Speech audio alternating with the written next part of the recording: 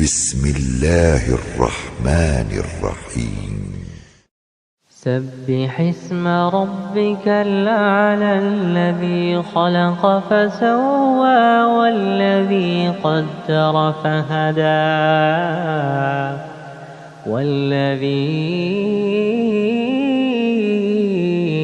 أخرج المرعى فجعله غثاء نحوا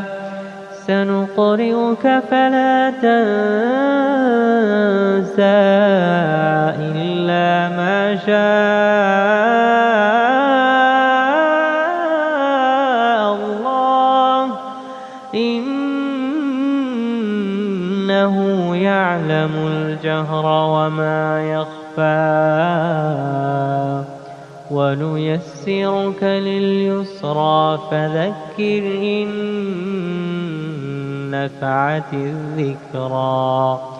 سيذكر من يخشى ويتجنبها الأشقى الذي يصلى النار الكبرى ثم لا يموت فيها ولا يحيا قد أفلح من تزكى وذكر اسم ربه فصلى بل تؤثرون الحياة الدنيا والآخرة خير وأبقى إن هذا لفي الصحف الأولى صحف إبراهيم وموسى